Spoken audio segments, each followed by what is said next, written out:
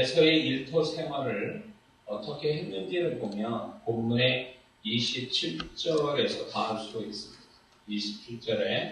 27절을 보면 에서가 어떻게 일터 생활을 했는지 이렇게 보여줍니다. 에서의 일터 모습에서 오늘을 사는 일터 그리스도인에게 긍정과 부정의 메시지를 하나님은 알려주고 계세요. 그러므로 이 에서가 우리에게 주는 도전적인 긍정적인 면과 또 에서의 부정적인 면이 오늘 우리 모습 속에 일터를 가진 우리 모습 속에도 있음을 우리가 깨닫고 다시 한번 우리가 하나님이 기뻐하는 일터 모습이 어떠한지를 우리가 다시 분별하고 또 우리가 다짐하는 시간이 될 줄 믿습니다. 네. 자, 에서의 직업은 우리가 다 아는 것처럼 사냥꾼이에요. 근데 이 사냥꾼은 한마디로 말하면 거친 직업을 가졌음을 얘기하는 겁니다. 그런데 여기서 그가 그냥 사냥꾼이 아니라 하나님이 이렇게 얘기하십니다. 그 사람을 형용사를 앞에 두고 얘기하시기를 익숙한 사냥꾼이다 이렇게 얘기하고 계세요. 그렇다면 이 익숙하다는 이 단어가 오늘 우리 일터를 가진 그리스도인에게 엄청난 도전을 갖게끔 말씀해주고 있다는 것입니다. 익숙하다는 뜻은 몇 가지 의미가 있어요. 그거는 뭐냐면 먼저 익숙하다는 것은 능숙한 전문가적인 사냥꾼이라는 뜻이고 그 말은 또 결국 사냥의 실적이 많다는 것을 의미합니다. 그 익숙하다는 단어가 그래서 그가 익숙한 사냥 실적이 많은 또 아주 전문가적인 실력을 가진 사냥꾼이었으므로 사냥을 잘 함으로 인해서 이것으로 말미암아 아버지 이삭의 신뢰와 사랑을 받게 됩니다. 이것이 과연 오늘 우리에게 무엇을 하나님은 말씀하고 있을까요? 일터를 가진 우리한테 많은 그리스도인들이 신앙을 가진 그리스도인들이 착각하는 게 뭐냐면 신앙사란다는 것으로 그게 핑계가 돼가지고 일터에서 열심을 내지 않는다는 게 문제예요. 간혹가다 그런 사람이 있어요. 자기 일터가 분명히 해야 될 일들이 있는데 일터에서 다른 사람 업무를 보는데 다른 사람보다 업무 실력이 능력이 떨어져. 그리고 열심히도 안 해. 그렇게 되면 그거는 분명히 일터에서 성공적인 일터 그리스도인이 되어야 되는 데서는 거리가 먼 거죠. 결국 하나님 앞에 영광을 가리는 모습이 된다는 것입니다. 그러므로 이 에서를 통해서 하나님 우리에게 일터를 가지고 우리에게 얘기하시는 것은 익숙한 일터 그리스도인이 되라는 거예요. 익숙한 그래서 능숙한 전문가적인 실력을 갖춘 일터 그리스도인이 되라고 말씀하는 겁니다. 아멘. 같은 일을 하는데 분명히 하나님께서 만약에 에서가 다른 사람과 동일한 그냥 그저 그런 사냥꾼이었으면 그렇게 표현을 안 하셨을 거예요. 그러나 하나님은 익숙하다라는 단어를 쓰시면서 에서가 다른 사냥꾼보다 잘하고 있음을 얘기하고 있는 겁니다. 사냥꾼이 잘한다는 얘기는 결국 뭘로 얘기하는 겁니까? 결과를 가지고 실적을 가지고 얘기하는 거예요. 그만큼 다른 사람보다 실적이 나은 것을 이 단어 속에서 알려주는 겁니다. 그러므로 일터 그리스도인은 정말로 에서같이 전문가적인 어떤 실력을 갖추고 열심을 내는 것이 그게 일터 그리스도인으로서의 어떤 하나님을 높이고 전도의 기본이 된다는 걸 잊지 말아야 될 줄 믿습니다. 아멘. 그리고 아버지 이삭의 신뢰와 사랑을 받았단 말이에요. 사냥을 잘해서 그것을 결국 무엇을 얘기하냐면 오늘날 정말 전문가적인 자기 맡은 일에 열심을 내서 실력을 갖추게 되면 결국 그의 성실함이 잠언서 말씀처럼 왕 앞에까지 간다고 그의 실력 있는 업무의 능력이 결국은 상사에게 윗사람한테 인정받고 신뢰받고 사랑받는 비결이 된다는 것입니다. 그러므로 일터 그리스도인은 세상 어떤 사람보다도 일을 잘하는 것이 그게 하나님을 높이는 거예요. 그게 전도의 기본이 되는 겁니다. 그게 일터에서 성공하는 비결이에요. 그만큼 더 안 되면서 실력은 갖추지 않으면서 계속 직장에서 신앙인으로서 사는 건 좋은데 가장 기본적인 어떤 그 일터에서 일을 게을리 한다면, 그래서 실력이 없어서 사람들한테 핀잔을 받는다면 그 사람은 정말 심각하게 생각해야 돼요. 응? 하나님이 일터를 주시고 일터로 부르심 받았다면 그 일터에서 열심히 내는 게 1번이에요. 그리고 그 다음에 신앙이 그 다음에 따라가야지, 일은 안 하면서 교회 만약에 예를 들어서 극단적으로 일터 성경 보고 기도만 하고 있어. 일은 제대로 못하고. 그러면 그게 뭘 의미할까요? 그거는 분별력이 없는 거예요. 일을 제대로 못하면서 사람들한테 일을 잘 못해가지고 다른 사람에게 어떤 불편을 주고 다른 사람이 또 그 일을 대신해야 되고 이렇게 된다면 그 사람은 일터에서 있을 자격이 안 되는 겁니다. 예수 믿는 사람은요, 그 일터로 갖게 되면 하나님은 그 일터에 누구보다도 열심히 익숙한 일터 그리스도인이 되는 것이 하나님의 바라시는 뜻인 줄 믿습니다. 또한 익숙하다라는 이 단어를 통해서 에서에게서 우리가 알 수 있는 것은, 이 익숙하다는 것은 그가 사냥꾼으로서 집중력과 짐승보다, 그 잡아야 될 짐승보다 순발력이 더 뛰어났다는 뜻이에요. 익숙하다는 그 단어가. 결국 실력이 있었다라는 겁니다. 익숙하다는 말은 실력이 있다, 그 얘기니까 결국 실력은 뭐예요? 짐승을 잘 잡는 게 실력이죠. 결국 잘 잡으려면, 짐승 잡기 위한 집중력이 있어야 되고 그 짐승보다 앞서서 순발력이 뛰어나야 짐승을 잡을 수 있는 거고, 그런 걸 보면 에서는 집중력과 짐승보다 더 뛰어났다는 것이에요. 그거죠. 그러므로 일터 그리스도인은 무엇보다도 자기 일을 얼마나 많이 하느냐가 보다 더 중요한 것은 그 일에 대한 집중력이 얼마나 좋은가가 중요하다는 거죠. 일에 집중력이 뛰어난 사람이 일의 결과도 좋아지는 거거든요.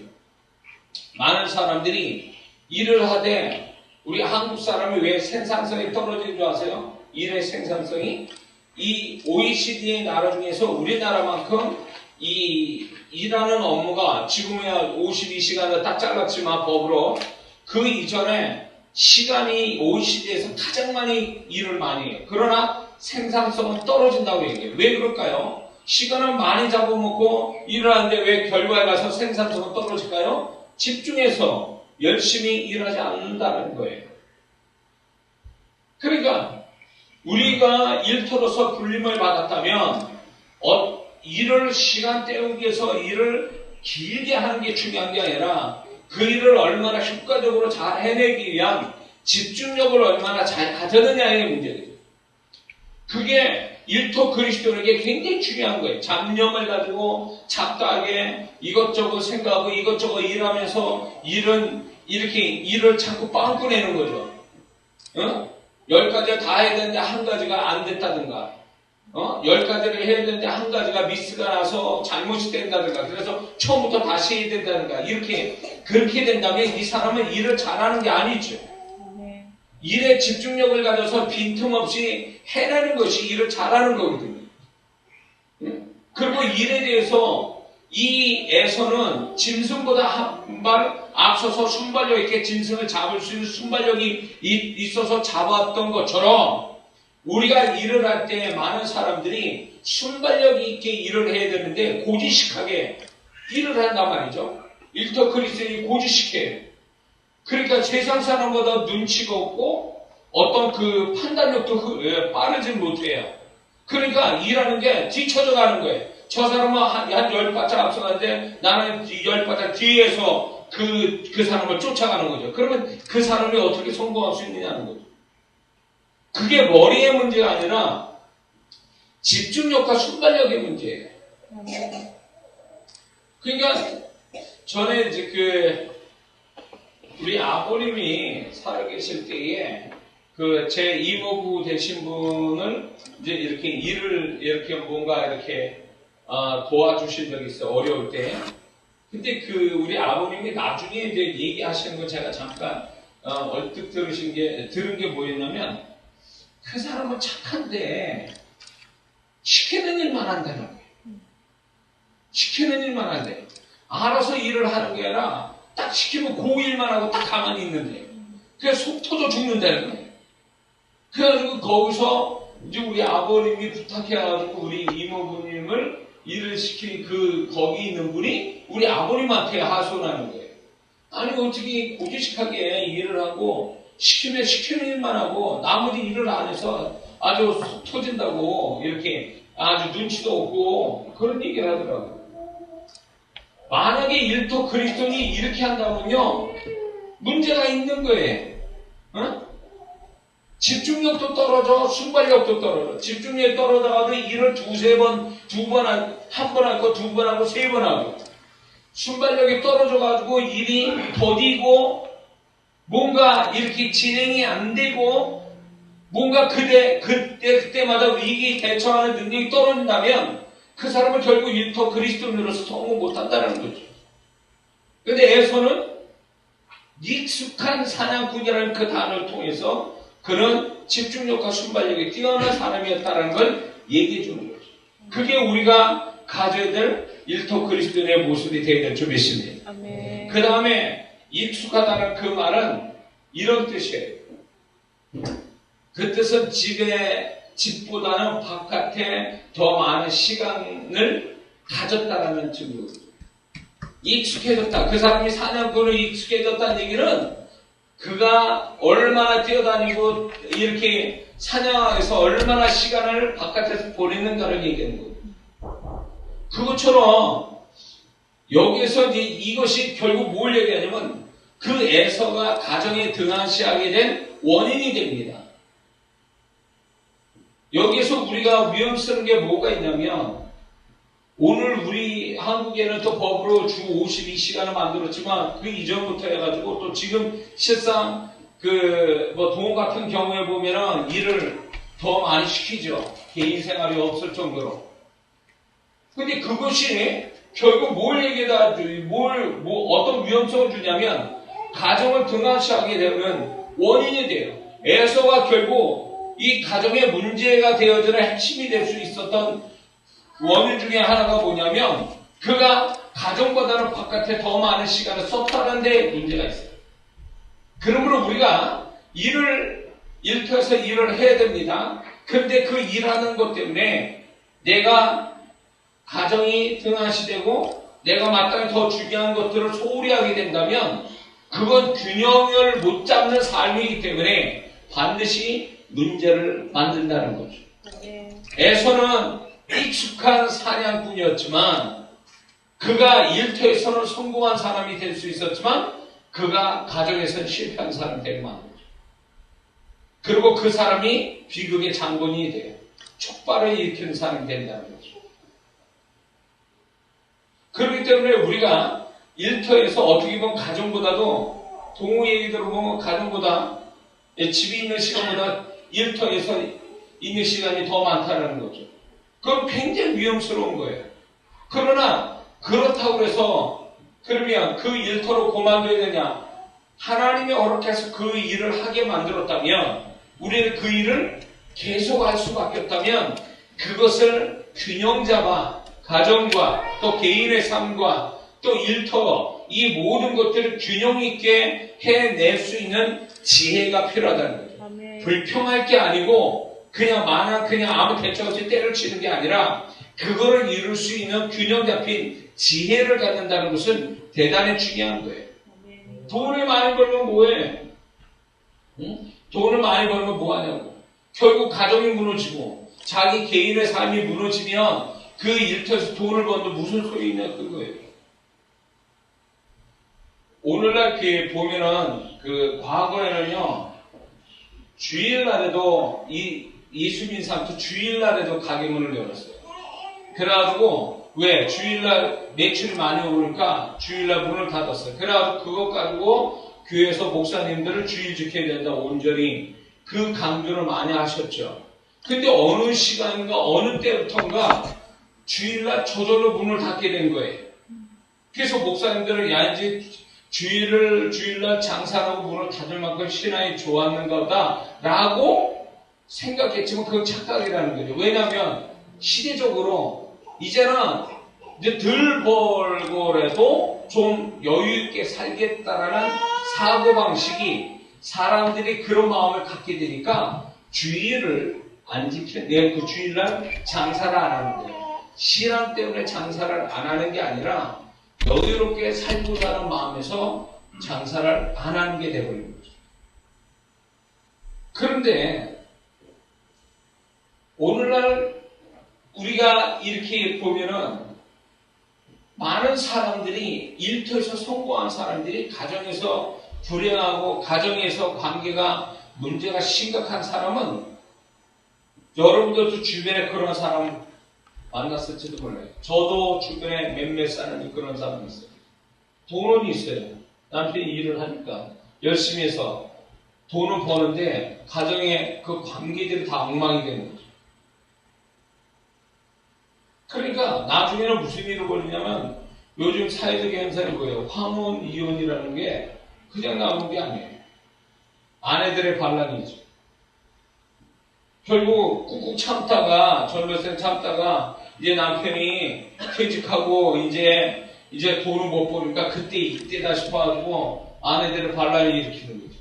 그래가지고 삼식이 말이 나오고 그리고 황혼 이혼을 하게 되는 이 비극이 오는 것은 결국 뭐냐면 그 남편들이 정말 돈을 많이 벌 때 잘 벌었을 때에 가정 또 그 다음에 가족 간의 관계들을 잘 이루지 못한 불균형적인 에서와 같이 바깥의 시간들을 잔뜩 보내서 가정을 소홀히 한 불균형적인 삶이 결국 비극에 다루게 됩니다. 그러므로 예수 믿는 사람도 가만히 보면 일터에서 너무 일을 열심히 하다 보면 가정과 교회 다 깨져버려요. 문제가 심각해요. 직장에서 일을 너무 열심히 하니까 지쳐가지고 집에 와서 말하기 싫어가지고 잠만 자. 교회도 간신히 주일날 아침 나가가지고 예배 드리고 졸면서 가버려요. 그러니까 이거는 어떤 게 주고 어떤 게 부인지, 어떤 게 중요하고 어떤 게 덜 중요한지를 구분을 못하는 거죠. 그러니까 돈을 번다는 그 핑계로 어떻게 보면 그럴 수밖에 없어요. 피곤하게 일할 수밖에 없다는 그 자신의 합리화가 결국은 더 큰 자신의 가정과 더 중요한 신앙을 무너뜨리고 있다는 거예요. 이게 얼마나 무서운 얘기인지 몰라요. 그러니까 자신이 교회를 왜 못 나오는지, 주일날 나와서 교회 왜 졸고 있는지, 왜 주일날 예배만 드리고 가야 되는지 자기 나름대로 확고한 합리화가 있어요. 그게 뭐냐면 일터에서 너무 일을 너무 많이 해가지고 내가 못 견디겠다고 감당을 못하겠다라는 것이 하나의 핑계고 변명되지만 그게 그 당시에는 먹히고 그 당시에 그게 맞는 말 같지만 세월이 오래 가보면 그게 후회할 일이 되고 비극의 원천이 된다는 걸 모르고 있다는 거죠. 에서가 들에서 너무 오랫동안 바깥에 나가서 사냥을 뛰어다니다가 결국은 뭐가 생기냐면 그는 아버지를 사랑하고 아버지가 그 아들만 사랑하고 엄마는 또 야곱만 사랑하고 집안이 이게 서로 이게 편화가 되고 결국은 그런 것들이 이제 에서가 동생에 대해서 동생 또 형에 대해서 전혀 사랑의 관계가 아니라 사무적이고 계산적인 관계가 돼서 나중에는 에서가 야곱을 죽이겠다고 하는 말을 하잖아요. 이게 어디서부터 출발된 거예요? 본인이 본인의 문제인데도 불구하고 에서는 자기 문제라고 자기 탓을 하지 않습니다. 오히려 그렇게 팔아서 아버지 축복을 빼앗아간 야곱을 탓하고 죽이겠다 난리치는 거죠. 결국 그것들이 너무 익숙한 사냥꾼으로서 바깥에 살았기 때문에 문제가 생긴 거예요. 그래서 어떤 분은 가정사역을 하는 분이 이런 얘기해요. 일터에서 100% 자기 힘을 다 쓰지 말라는 거예요. 80%만 쓰고 20%는 집에 들어와서 20%를 쓰라 이렇게 얘기해요. 그래야 가정이 화목하다 이렇게 얘기해요. 근데 난 그 말이 타당성이 있다고 봐요. 너무 가정을 등한치 않지 나는 일이 우선이에요. 남자들은 그래. 일이 우선이니까 가정보다 일이 우선이니까 뛰어다녀. 집 밖으로. 근데 이제 그 핑계는 뭐냐면 핑계보다도 자신들이 아주 논리정연한 확고한 그 근거가 뭐냐? 처자식 먹여 살리기 위해서 열심히 한다는 거. 그 처자식을 먹여 살린다라는 그 명분으로 열심히 사는 건 좋은데 그것이 돈 가지고 해결되지 않는 거라는 걸 몰라요. 돈만 가지고 되는 문제가 아니라는 거예요. 그게 관계의 어떤 더 좋은 친밀한 가족 간의 관계 내지는 또 더 나아가서 교회 생활을 해서 어떤 그 교회 생활을 통해서 하나님께 영광 돌리고 자신의 영혼의 은혜를 잇는 이런 것들이 다 나와줘야 되는데 그런 것들을 되어지지 않는다는 거죠. 응? 돈만 버는 거야, 돈만. 근데 그 돈 하나 벌자고 가정 깨지고 신앙 깨지고. 그건 어리석은 일이죠. 어리석은 일이에요. 우리가 아무리 자기가 돈을 많이 번들 그게 가정과 신앙이라는 이 세 가지가 정삼각형이 되지 못하면 이건 어딘가에 문제가 생길 수밖에 없다는 거예요. 어딘가에 문제가 생겨요.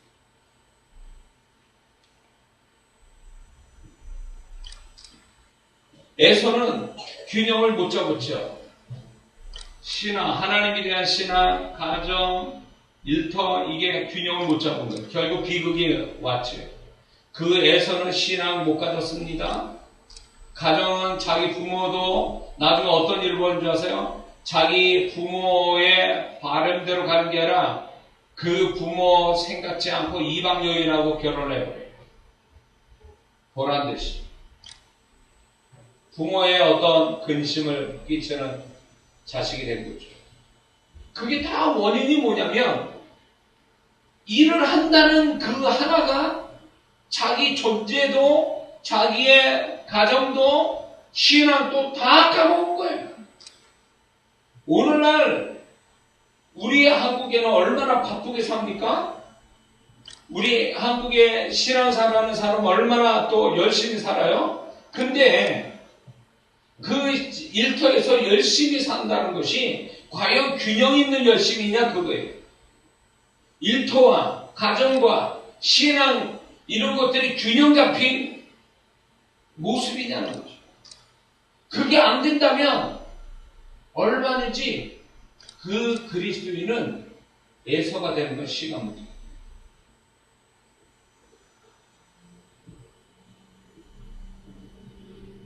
그러므로 이 에서가 집 바깥에서 시간을 너무 많이 보내고 있었다는 것이 에서 자신뿐만 아니라 에서가 머물고 있는 가정과 또 에서 자신의 어떤 신앙 모든 것들이 다 문제가 돼서 결국 비극의 인물이 됐죠.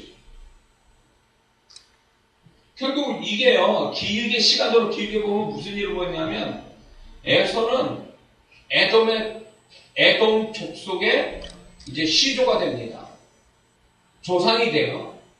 근데 그 에돔 족속이 말라기야 1장 3절에 가보면 하나님이 그들을 저주하는 게 나와요.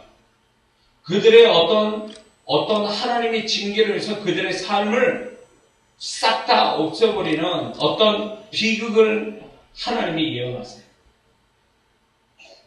그러니까 에서는 결국은 자신뿐만 아니라 자신의 후손까지도 하나님의 징계와 저주를 받게 만드는 하나의 시발점이 되는 사람이 되고 말아요. 그러므로 우리가 예수 믿는 사람이 일터를 가진다는 것은 하나님 앞에 하나님을 기쁘게 할 수 있는 현장을 갖는 것만 아니라 자칫 잘못하면 그 일터라는 것이 우리의 어떤 존재와 우리가 관계된 것들이 플러스되지 않으면 분명히 그건 마이너스 될 수 있는 요소가 있다는 걸 우리가 깨달아야 될 줄 믿습니다. 아멘. 그렇다면 이 에서의 진짜 문제는 본문에서 이 말씀이 나와요.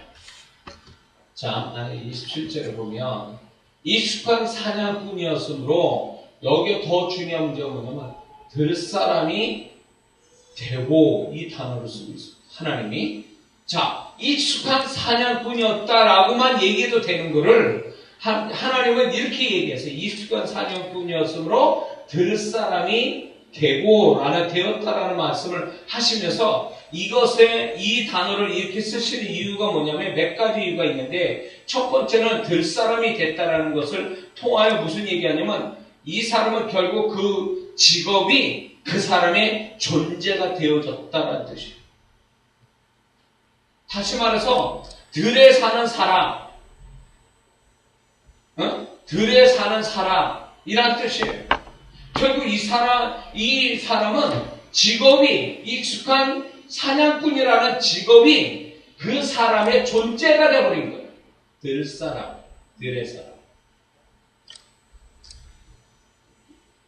여기에서 우리가 중요한 게 있어요. 악한 게 아니잖아요. 그쵸? 사냥꾼이라는 일터가 악한 건 아니잖아요. 들의 사람이 됐다는 것도 악한 건 아니에요. 근데 이 직업이 그 사람의 존재가 됐다는 것이 결국 그 사람이 이 존재값이 결국 그 사람이 가정과 신앙을 다 파괴시키는 하나의 그 존재가 됐음을 여기서 알려주고 계십니다. 그러므로 하나님은 여기서 우리에게 메시지를 전하는 거예요. 네 일터에서 어떤 직업을 갖느냐에 따라 너는 그게 네 존재가 될 수 있다는 걸 얘기해 줍니다. 자, 예를 들어서 죄된 직업을 가진 사람, 그러면 그 죄된 직업이 그 사람을 죄인으로 만들어버려요. 악한 사람으로 만들어요. 그렇죠? 그만큼 일터라는 게 얼마나 중요한가를 얘기해 주는 거예요. 일터가 백부장이 일터에서 백부장이 자기 하인이 병들었을 때 그 말의 능력이 얼마나 군대에서 말의 능력이 명령과 복종이 얼마나 중요한가를 이미 알았기 때문에 언어의 능력을 알았기 때문에 주님 말씀만 없어서 이렇게 말할 수 있는 신앙이겠다는 거죠. 이건 긍정성이에요. 긍정성이죠. 직업의 긍정성이에요. 근데 반면에 일터에서 오히려 그 사람을 부정적인 존재로 만들 수도 있다라는 거예요. 일터가 그 사람의 존재를 만든다? 이거 아주 중요한 거죠. 그러므로 우리는 이렇게 생각해 봐야 돼요. 과연 내 일터는 나를 어떤 존재로 만들고 있는가? 생각해야 돼요. 악한 존재로 만들지, 긍정의 존재로 만들지, 부정의 존재로 만드는 거지. 육의 존재로 만드는 거지, 영의 존재로 만드는 거지. 그거를 한 번쯤 생각해 봐야 돼요.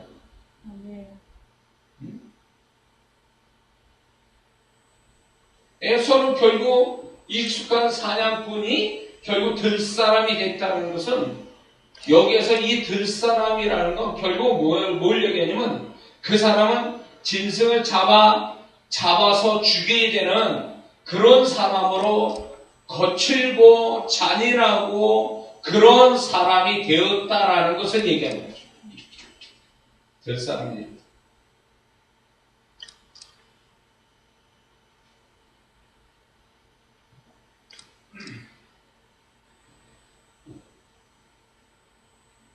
들사람이 됐다는 것은 그가 짐승을 잡아 피 흘리며 죽이는 것을 즐기고 거칠고 잔인한 성격을 가졌음을 의미하는 것입니다. 에서는 짐승을 죽이지 않으면 자신이 죽을 수도 있는 상황을 많이 만난 걸 의미하는 거죠. 그러므로 그는 죽음이라는 단어를 많이 생각하게 됩니다.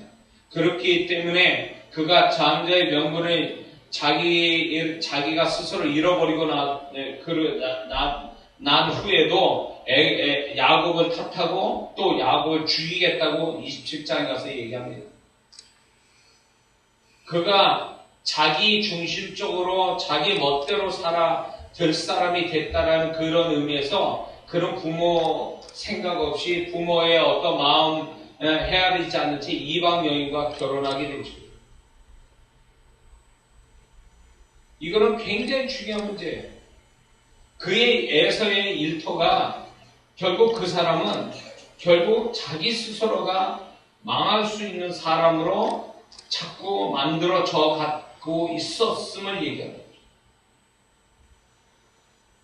그러므로 우리의 일터가 주님 앞에서 우리가 거칠고 또 마귀의 영향을 받고 그래서 세상을 닮아서 뭔가 좀 더 적당히 세속적으로 돌아가는 것들 이런 것들에 대해서 또 그런 모습에서 우리 자신들이 뭔가 하나님 앞에 균형 잡힌 어떤 그 틀에 하나님 원하시는 틀 속에 있는 게 아니라 일터에서 너무 일을 열심히 하다 보니까 세상 사람화돼서 세상 사람 같은 생각, 세상 사람 같은 행동, 세상 사람 같은 어떤 사고방식, 삶의 방식을 가져서 오히려 에서와 같이 우리가 될 사람이 되어버리는 그런 비극이 우리 안에 있지 않는가 살펴봐야 됩니다. 그래서 주일날 교회 나와서 우리 스스로가 자꾸 이렇게 죄 속에 물들고 내가 세상 사람과 가까워지고 있구나. 하나님하고 좀 멀어져 있구나. 내가 뭔가 좀 신앙의 어떤 틀을 갖는 게 아니라 자꾸 세상적 틀을 갖고 있구나. 이걸 자꾸 분별해서 그걸 깨트리고 뭔가 하나님 바라시는 그 세상의 일터에서 나도 모르게 만들어진 마음과 생각과 행동 양식들을 신앙생활을 통해서 주일날 통해서 다 깨버리는 이런 어떤 모습이 돼야 되는데 그런 것들을 발견하지 못한 채 버리지 못하면 그 사람은 교회 나와서 아무리 예배드리고 봉사하는 무슨 소용이 있어요. 이미 그 사람은 들 사람이 됩니다. 이미 그 사람은 세상 사람 되죠. 일터에서. 그런 사람이 한둘이냐고. 교회 열심히 세상 조직 속에 세상 일하다가 돈 벌려고 열심히 해요. 그러니까 자기도 모르게 물들어 버린 거예요. 에서가 들사람 되듯이 물들어 버려가지고 거기에 젖어 있어. 그걸 가지고 교회를 나옵니다. 교회를 나와서는 포장을 해야 되겠죠. 그런 모습 보이면 안 되니까 그런 모습 보이면 안 되니까 그래가지고 적당히 믿는 자처럼 이렇게 해요. 봉사도 해요. 그러나 그 사람은 어느새 그 속은 이미 세속화됐다는 거예요. 될 사람 됐다는 거예요. 이거는 위험스러운 거예요. 그래서 교회에 나와서 우리가 말씀을 듣고 성도들 이야기 듣고 찬송 부르고 기도하는 가운데 성령께서 내가 이 세상에 물들어 버린 될 사람이 돼버린 에서같이 될 사람이 돼버린 그런 것들을 소멸시키고 씻어내고 하나님 것으로 채워지는 이 작업이 주일날 이루어지지 않으면 그 사람은 계속 시간이 가면 갈수록 세상 사람처럼 돼버리고 말 거예요. 위험스러운 거죠. 네? 우리가 일터에 익숙해진다는 건 굉장히 좋은 듯 하면서도 위험스러운 거예요. 그 일터의 익숙함이 어떻게 보면 우리가 가져야 될 균형 잡힌 신앙과 인격과 그리스도인다운 어떤 삶의 방식을 깨트리는지도 모르는 거예요. 은연 중에 그런 것들을 다 깨트리고 가는지도 모르는 거죠. 일터에 익숙한 그것이.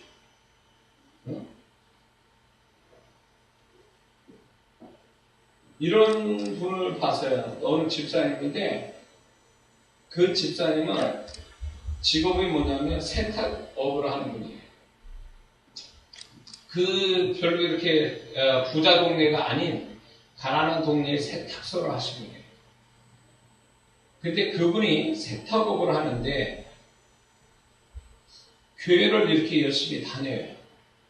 근데 그분의 문제가 뭐냐면 세탁업을 하면 하나에 뭐 2,000원짜리도 있고 1,000원짜리도 있고 뭐 3,000원짜리도 있고 뭐 수선을 하고 다림질하면 1,000원짜리부터 시작하잖아요.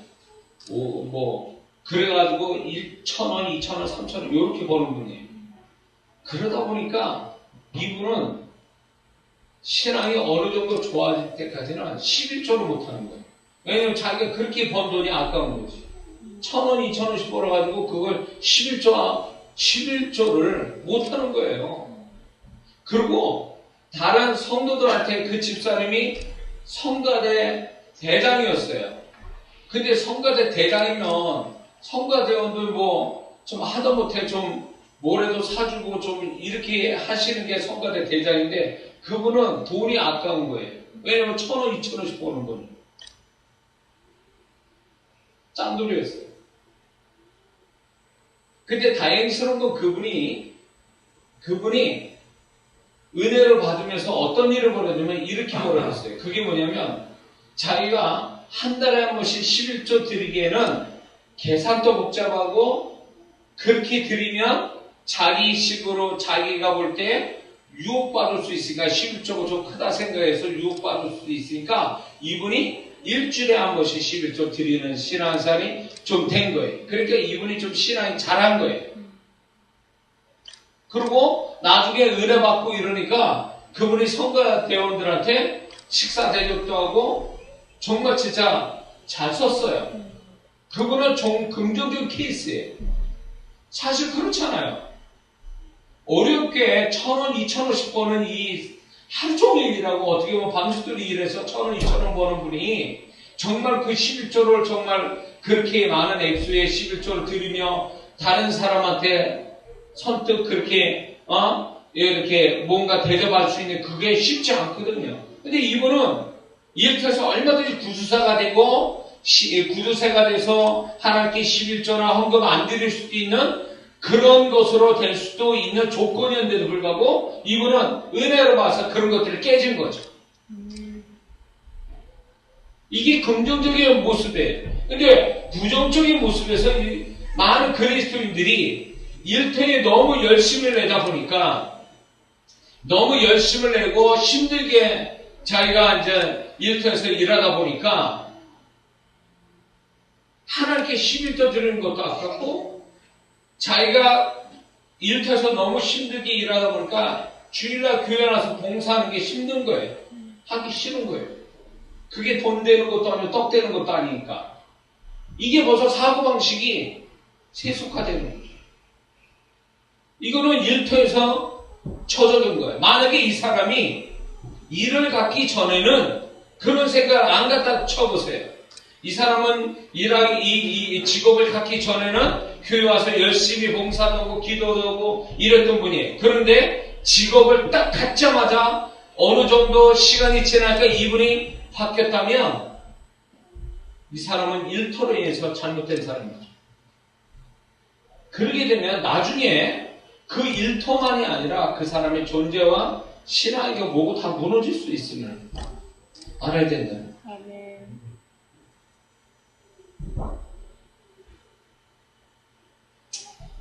될 사람이 됐다는 것은 에서가 될 사람이 됐다는 것은 들에 최적화된 사람이라는 뜻이죠. 들에 아주 최적화된 사람. 그거는 무엇을 얘기하냐면 자유분방한 사람이고 이 말은 집에 있는 것을 별로 좋아하지 않았다라는 뜻이겠죠. 그것이 결국 부모와 형제 간의 관계가 소홀해지고 그것이 결국은 오늘날로 표현을 다시 하자면 집에 있는 식구보다는 밖에 있는 직장 동료나 세상 문화를 더 좋아했다는 걸로 인식할 수도 있는 거죠. 더 나아가서는 이 사람이 결국은 교회 오는 것보다는 세상에서 세상 사람과 어울리는 걸 더 좋아하는 모습이 됐다 이렇게 얘기할 수도 있겠죠. 이런 것이 결국 들에 최적화된 에서가 결국은 가정의 문제를 일으키고 자기 신앙의 문제를 일으키듯이 우리가 너무 세상 사람이 바라는 일터 사람이 되는 것이 어쩌면 그렇게 해서 성공할 수도 있지만 그것이 결국은 우리의 어떤 관계성이나 신앙까지도 파괴시킬 수 있는 위험이 있음을 우리는 깨닫고 정말 내가 균형 잡혀서 내가 살아가고 있는지 나라는 존재와 내가 있는 공동체 또 교회, 가정 이런 것들에 대하여 나는 정상적으로 잘 관계를 가져가고 있는지를 한번 살펴야 된다. 그렇지 않으면 우리는 에서와 같이 될 수도 있음을 우리는 깨달아야 될 줄 믿습니다. 자, 여기서 또 우리가 될 사람이 되었다라는 것은 결국 오늘 이 에서가 이런 얘기합니다. 피곤해 죽겠다라는 말을 합니다. 결국 그는 바깥에 나가서 짐승을 잡으러 뛰어다니다 보니까 그는 굉장히 피곤했단 말이죠. 근데 이 피곤이 뭘 가져다 주냐면 이 사람에게 어떤 분별력을 잃게 되는 원인이 돼요. 지금 장자의 명분을 팥죽한글에 파고 주고 사고 파는 이 생각은 이 사람이 이건 정상이 아니라는 거죠. 그러면 그 정상적인 생각이 아닌 이 사건의 원인은 뭐냐면 피곤함이에요. 이 피곤함이 결국은 판단을 흐리게 만들어서 사고치게 하는 거죠. 후회하게 만드는 거죠. 우리가 알아야 될 게 뭐냐면 우리가 일을 하면서 피곤해질 수 있어요. 그 피곤함이 항상 그게 타당한 이유가 돼서는 안 됩니다. 내가 피곤하게 돼버리면 육체적으로도 마음으로도 그렇고 신앙적으로도 굉장히 문제가 생길 수 있음을 우리는 알아야 됩니다. 그러므로 우리가 피곤하지 않도록 하는 내 나름대로의 어떤 방법을 갖고 있는 것은 대단히 중요한 거죠. 여기서 보면은 이 에서가 피곤함을 통해서 그는 장자의 명분을 잃게 됩니다. 이것처럼 오늘날 사단이 우리를 역사할 때에 빈틈을 이용하는데 그 빈틈 중에 하나가 뭐냐면 피곤함이에요. 피곤함. 우리가 일터에서 너무 피곤함이 결국 사단이 틈탈 수 있는 원인이 되고 그거에 속아 넘어가면 우리는 나중에 후회하게 된다는 거죠. 그래서 피곤해. 이 말이 입에 달고 산다면 그건 위험한 사람이에요. 그게 육체적으로 왔는지 마음으로 왔는지 이런 것들을 분별해서 그 피곤함을 없애는 자기 나름대로의 노하우를 갖고 사는 것은 지혜로운 거죠.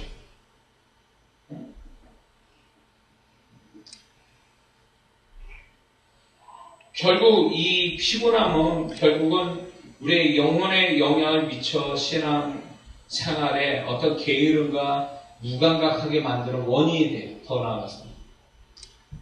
그래서 이렇게 교회에서 피곤한 채 교회 와서 신앙생활하는 사람이 신앙 좋아졌다? 그건 거짓말이에요. 제가 평택교회에 있을 때 초등학교 교사 여자분이 계셨어요. 그 집사님. 근데 그 집사님이 처음에는 은혜 잘 받더라고요. 그럼 어느 순간부터인가 이분이 몸도 약한 데가 피곤이 자꾸 오면 피곤하니까 졸아.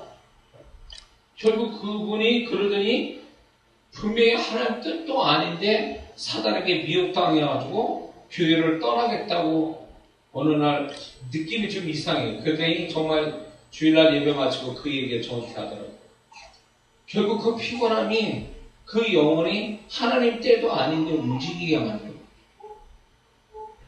그러므로 우리가 이 피곤함이 결국 분별력을 잃게 하고 무감각하게 만들어지는 것, 또 게으르게 만든다는 것에 대해서 우리가 좀 그것을 우리가 두렵게 여겨야 돼요. 피곤해진다는 자체를. 결국 이 에서는 이 들사람이 됐다는 걸 통해서 그는 아주 치명적인 문제가 결국 뭐냐면 하나님이 주신 장자의 명분을 우습게 여기는, 가볍게 여기는 의식으로 결국 그는 문제를 일으키게 되죠. 장자의 명분을 파축한 그릇 정도로 여겼다는 것은, 동일시했다는 것은 굉장히 심각한 사고방식이라는 거죠. 장자의 명분은 하나님이 주신 은혜의 직분이에요. 은혜의 명분이에요. 은혜의 어떤 신분이에요. 거저 얻은 거지만 하나님이 특정해서 에서가 형에 대해서 형의 축복을 받게끔 하나님께서 은혜로 태중에서 이미 작정하시고 준 그 은혜인데, 이 에서는 그거를 하나님으로부터 받은 거라고 생각하지 않은 거죠. 그냥 저절로 어쩌다 보니까 그렇게 된 걸로 여긴 그것이 가볍게 여겨졌다는 거죠. 그 가볍게 여겨진 영적인 축복이 결국 자기 인생을 망치는 원인이 됐다는 거죠. 이것을 오늘날 많은 그리스도인들이, 문제가 뭐냐면 일터에서 너무 열심히 일을 하다 보니까 영적인 걸 소홀히 하고 영적인 걸 무시하는, 영적인 걸 아무것도 아닌 것처럼 생각하는 이 사고 체계가 에서의 장자의 명분을 가볍게 여기는 것과 동일하다는 거죠. 일을 열심히 하다 보니까 주일날 주일 안 지키는 거, 자기 할 일을 안 하는 거, 이것이 얼마나 하나님 앞에 그게 문제가 되는지 문제의식을 안 갖고 있다면 그 사람은 심각한 문제라는 거죠. 에서와 같이.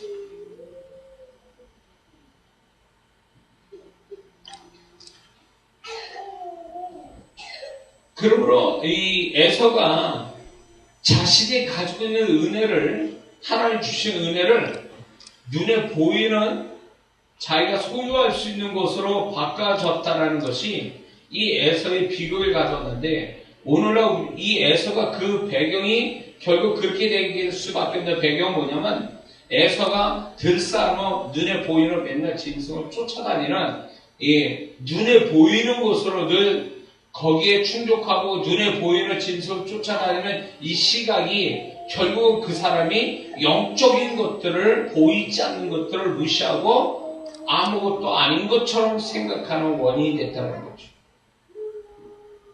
우리가 일터에서 일을 너무 열심히 하다 보면, 돈 버는데 열심히 하다 보면 돈 버는 그 자체가 계산상으로 돈을 버니까, 그게 돈을 버니까 그게 뭐 물건 모두 사고 먹을 것도 그 돈을 가지고 하니까 이게 굉장히 귀하게 여겨지다 보면 무슨 생각이 드냐면, 하나님이 은혜 주신다, 하나님이 나를 축복하신다, 하나님이 내 기도에 응답하신다, 하나님 말씀에 순종함이 얼마나 중요한지를 놓쳐버린다는 거죠.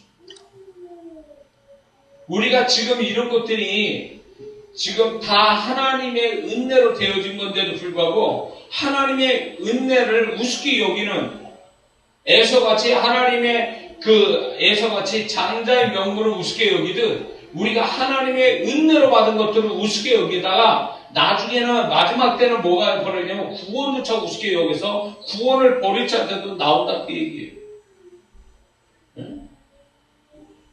굉장히 위험스럽죠. 그러므로 하나님은 이 에서를 통해서 긍정적으로 우리한테 어떤 도전의식을 주시기도 하지만, 에서의 아주 치명적인 이 부정적인 걸로 통해서 우리에게 다시 한번 네가 일터 그리스도인으로서 어떤 모습을 가지고 살고 있는지 에서의 모습을 통해서 우리에게 말씀해 주고 있는 겁니다. 네 직업이 너를 어떤 존재로 만들며, 네가 그 직업이 결국 너의 신앙에 어떤 영향을 미치며, 네 직업이 결국 네가 머물고 있는 가정과 교회라는 공동체에 네가 어떤 영향을 주는지를 살피라는 거죠. 에서는 그런 면에서 보면 비극의 사람이에요. 우리에게 긍정적 도전을 주지만 이 에서는 결국은 이 일터로 인한 비극의 사람이 되고 마는 거예요. 그러므로 예수 믿는 우리 주오신 성도들은 자신이 일터가 돈을 얼마 버느냐, 일이 좋냐 나쁘냐보다 더 중요한 문제는 그 일터가 과연 나라는 존재를 어떻게 만들어지는지를 한번 살펴야 된다는 거예요. 그래서 그것이 나에게 긍정의 어떤 역사를 가져오는지 아니면 부정의 역사를 가져오는지를 우리는 깨달아야 알아야 됩니다. 그렇지 않으면 우리는 그런 것들이 결국은 에서와 같이 더 심각한 문제는 결국 에서와 같이 하나님의 영적인 축복마저도 우습게 여겨서 그것을 팥죽한 그릇, 눈에 보이는 것과 바꿔치기 할 수 있을 만큼의 육신적이고 세속적이고 물질적인 존재가 되어진다면 우리는 그것을 위험하다는 거죠. 일터는 그래요. 우선적으로 돈을 버는 거예요. 또한 거기에서 하나님의 역사를 또 보는 거죠. 그래서 예수 믿는 사람은 이 에서가 분명한 것은 그의 일터 속에 하나님이 함께했다는 구조는 없어요. 이 에서는 거칠고 위험스러운 그 일 속에 하나님의 은혜가 있어야 되고 하나님의 도우심이 있어야 되는데 그 위험스럽고 거친 그 일터 현장에서 에서는 하나님을 찾지도 않고 하나님의 흔적도 나타나지 않은 것이 결국 에서가 비극의 인물이 되는 하나의 또 원인이 된다는 거죠. 그러므로 우리는 이거를 알아야 됩니다. 우리의 일이 힘들고 또 위험스럽고 거칠수록 우리는 하나님을 더 찾아야 되고 하나님의 도우심을 받고 하나님의 어떤 은혜를 더 입는 자가 되면 그 일터는 복의 일터가 되고 또 우리 존재도 그 거칠고 힘든 일터에서 오히려 그리스도를 닮는 자의 모습을 더 가질 수 있지만 만약에 내 일터가 피곤하고 힘들고 위험스럽고 어려운 가운데 또 하나님을 찾지 않고 하나님의 도우심도 구하지 않고 그것을 못 보고 산다면 거친 에서와 같은 모습으로 우리가 나타날 수도 있음을 우리는 깨달아야 줄 믿습니다. 자, 그래서 우리는 이 에서를 통해서 우리의 모습을 다시 한번 살펴보면서 이 에서 속에 분명 하나님은 우리의 모습이 있기 때문에 지금 이 말씀을 하신 줄 믿습니다.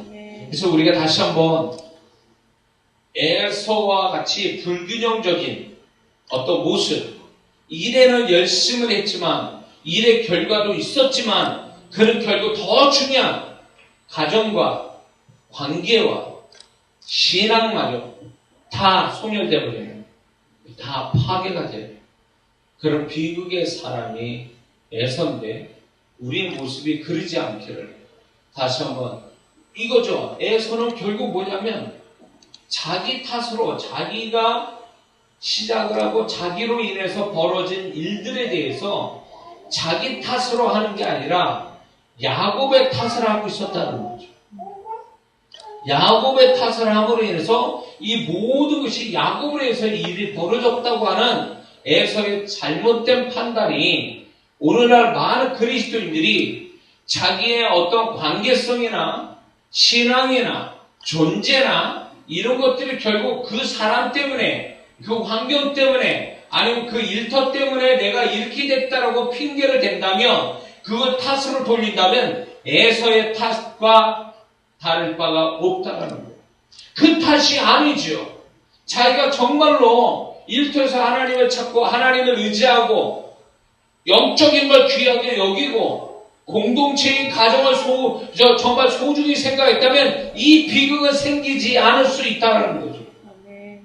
야곱이 그렇게 잔머리 써가지고 형의 장래 명분을 때에 맞추어서 팔려고 하는 아주 이기적인 생각도 안 갔을까요? 아니면 야곱이 형을 사랑하고 정말 에서가 먼저 형으로서 야곱을 정말 생각하고 사랑해줬다면 야곱도 이렇게 나오지는 않았을 거라는 거죠. 이거는 이 림가가 그걸 고치할 이유도 없었을 거고요. 이것이 결국은 그렇게 된 거예요. 모든 원인이 에서에서 출발이 되는 거예요. 우리가 관계에 있어서, 신앙에 있어서 내 존재가 이상하게 돌아가는 것은 결국 내 탓이지, 그게 일터 탓도 아니요, 거기에 관련된 사람의 탓도 아니요, 일터 환경의 탓도 아니라는 거죠. 만약에 그런 걸로 돌리게 된다면 그 사람은 애서 짝나는 걸 시가 문제예요. 내가 문제가 있어서 균형 잡힌 어떤 일터 생활, 균형 잡힌 일터 생활과 또 가정과 교회라는 이걸 균형 잡혀서 하지 못한 내 탓으로 돌려야지, 그것이 다른 외부의 탓으로 돌리게 되면 그것은 비극의 시작이 됩니다.